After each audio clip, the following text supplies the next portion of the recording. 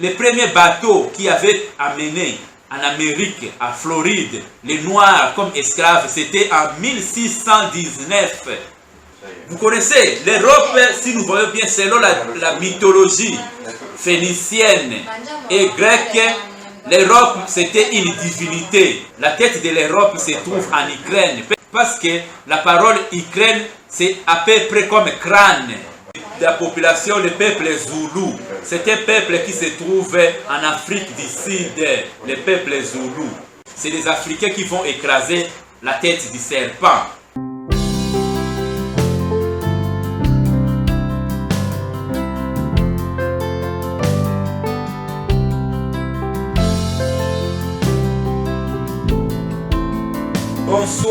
Bonsoir les amis de Gilles de l'Italie et Gilles du monde entier, chers amis. Nous sommes venus encore ce soir pour parler, pour vous expliquer à la demande de nos amis de la langue française. Nous ont demandé, Gilles d'Italie, vous avez fait une vidéo que nous n'avons pas bien compris. Si vous pouvez reprendre en français, c'est pourquoi nous sommes venus ici pour vous parler des vidéos que nous avons faites pour parler d'un grand secret que le monde entier ne savent pas. Aujourd'hui, nous allons vous livrer ces secrets-là. Alors, nous avons parlé de la population, le peuple Zoulou. C'est un peuple qui se trouve en Afrique du Sud, le peuple Zoulou. Alors, si nous voyons bien, selon notre tradition, la parole Zoulou, ça signifie le nord ou le ciel. Dans la langue du Congo, Kikongo, quand on dit Zoulou, Zoulou ça signifie le ciel ou le nord. Ça signifie que la carte map monde, la façon dont on nous a présenté de cette façon, comme ça. Mais si nous voyons bien, quand on parle des peuples Zoulou, les peuples de l'Afrique du Sud, ça signifie que la carte map monde, ça devait être de cette façon. Pour que ça soit de façon juste, la façon dont nos ancêtres avaient commencé à appeler les peuples de l'Afrique du Sud, les peuples Zoulou, que vous connaissez bien, là où il y avait le roi Shaka Zulu. Alors, c'est notre thèse, que ce que nous sommes en train de dire, nous pouvons aussi appuyer ça aussi. Si nous regardons bien dans la carte géographique de l'antique Égypte, tout près de la mer Méditerranée, là, on dit que non, c'est basse.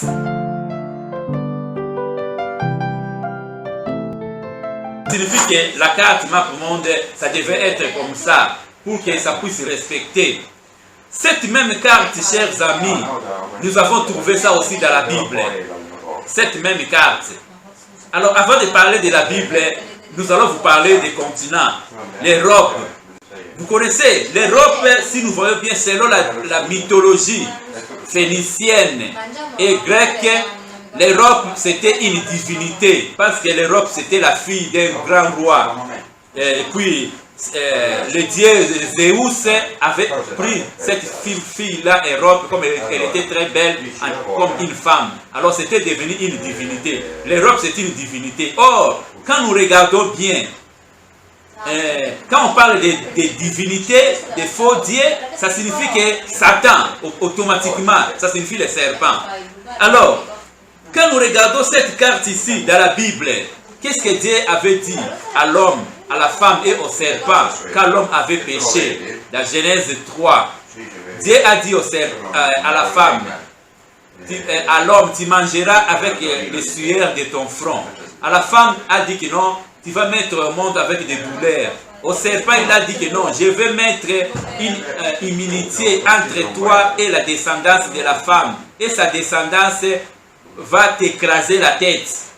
L'Église a interprété cette femme-là comme c'était la Vierge Marie, la maman du Christ, la Vierge Marie. Mais avec la lecture de cette carte ici, la façon dont ça devait être comme ça, nous avons vu que non, cette femme-là, que Dieu avait parlé de la Genèse 3, ça c'est une grande prophétie. Cette femme-là, la soi descendance, c'est l'Afrique qui est cette femme-là qu'on parle. La femme de la prophétie de Genèse 3, c'est l'Afrique, parce que c'est les descendants de l'Afrique, c'est les Africains qui vont écraser la tête du serpent. Et si nous voulons regarder bien, quand il y a cette carte ici, en bas de l'Afrique ici, nous avons l'Europe. Or, l'Europe, c'était une divinité. Directement, on peut conclure que non, l'Europe, c'est les serpents. Cela veut dire que l'Afrique va écraser la tête de l'Europe serpent. Alors, vous connaissez là où se trouve la tête de l'Europe, hein, chers amis. La tête de l'Europe se trouve en Ukraine, parce que la parole Ukraine, c'est à peu près comme crâne. C'est là où il y a la tête de l'Europe serpent. Vous avez vu, même s'ils avaient caché la vérité, mais Dieu est fort, Dieu est en train de révéler beaucoup de choses à ses enfants. Parce que nous sommes déjà au temps de la vérité, au temps de l'Apocalypse, de la révélation. C'est pourquoi toutes ces choses, Dieu a commencé à révéler de façon claire, directement à ses enfants. Hein? Qui pouvait croire que l'Afrique, c'est ça la femme? Parce que si nous regardons bien, même quand le temps Jésus était là, il avait dit aux pharisiens, vous connaîtrez la vérité et la vérité va vous rendre libre. Et ils avaient répondu, nous sommes les descendants d'Abraham et nous n'avons jamais été esclaves de personne. Comment vous devez dire que nous devons être libres? Alors, pour dire que cette prophétie, cet esclavagisme dans lequel nous connaissons de 400 ans, s'était passé après. Ce n'était même pas à quand le Christ était là ou avant le Christ. Non, c'est passé après parce que c'était une prophétie que Dieu parlait dans la Bible. Alors, cet esclavage-là, que Dieu avait dit à Abraham, ta descendance ira en esclavage pour 400 ans. 400 ans-là, quand nous regardons bien, selon l'histoire de notre temps, nous avons vu que les enfants, les premiers bateaux qui avaient amené en Amérique, en Floride, les Noirs comme esclaves, c'était en 1619. Alors, cette date de 1600, août 1619, était reconnue dans l'histoire comme le début de la traite des Noirs, le début de l'esclavagisme. Alors, c'est ça l'esclavagisme. Quand nous avons fait 400 ans, nous sommes arrivés au mois d'août 2019 et commencé la pandémie pour dire qu'il y a changement de temps. Nous sommes entrés dans un autre temps. Hein? Ça, c'est le temps de la vérité, le temps des révélations. Beaucoup de peuples vont se révéler, mes chers amis. Dans l'autre vidéo, moi j'avais fait une fois en italien, j'avais dit que non, l'Italie c'est une grande porte. Une grande porte pour faire entrer les personnes pour la vie et ça peut entrer aussi, faire entrer les personnes aussi pour la mort. C'est ça, pour dire que le temps, ce que j'ai dit que l'esclavage c'est déjà terminé selon le plan de Dieu. L'esclavage spirituel, c'est terminé. Maintenant, l'homme est en train d'entrer dans son état de la révélation. Il va connaître beaucoup de choses qui étaient cachées. Malgré ça, n'était même pas caché comme ça, mais l'homme ne voyait pas ça. Qui pouvait croire que cette carte ici, la façon dont j'ai interprété cette carte aujourd'hui, dans les années, dans les passés, qui pouvait interpréter de cette manière? Ça sont des révélations que Dieu nous donne pour éclairer, pour donner l'idée à ses enfants comment interpréter les choses. Chers amis, si nous regardons bien beaucoup de choses dans la Bible, ils avaient changé des lieux même géographiques. Ils ont changé des mots pour embrouiller les gens, pour cacher la vérité. Mais comme Dieu est grand, la vérité de Dieu, le grand livre de Dieu se trouve dans la nature. Quand nous regardons la nature, nous voyons tout, chers amis. Moi, souvent, je parle en italien, j'interprète des paroles, mais les gens ne font pas beaucoup d'attention. Je vous donne aussi en français ici. Quand on dit connaissance, la parole connaissance, qu'est-ce que ça signifie? Alors, la parole connaissance, ça signifie avoir l'esprit de l'univers dans l'âme. Donc, cela veut dire qu'avoir l'esprit de l'univers dans l'âme, connaissance. Parce que ko, c'est comme le verbe, c'est un infinitif, comme en anglais, quand on dit to have, to be. Alors, ko, on peut remplacer ça par beaucoup de verbes. À la place de ko, on peut dire non, on peut dire faire, avoir, chercher. Alors, et puis il y a bien mon nom. Non, c'est un adjectif qui indique l'âme. Qui indique l'âme. Et puis chez c'est l'esprit. Et puis ça. Alors, quand on dit connaissance, sens là, en français, on dit sens. Mais quand nous parlons sens là, en lingala, ça dit nza. Nza en lingala, la langue des Congo. Nza, ça signifie quoi? Nza, ça signifie l'univers, chers amis. Quand on dit Nzambe en lingala, la parole Nzambe, qu'est-ce que ça signifie? Nza, c'est l'univers, Mbe, c'est la vie. Cela veut dire que la vie de l'univers, chers amis. Il faut bien voir les choses. Les premiers seront les derniers et les derniers seront les premiers. Ça, c'est un code que le Christ donnait aux gens. C'est un code pour dire que les choses passées vont retourner encore. Pour comprendre d'autres choses, il faut faire le système de miroirs. Prenez les choses qui sont à la fin, mettez ça à l'avant. Vous allez comprendre, chers amis. Voilà ce que nous avons proposé,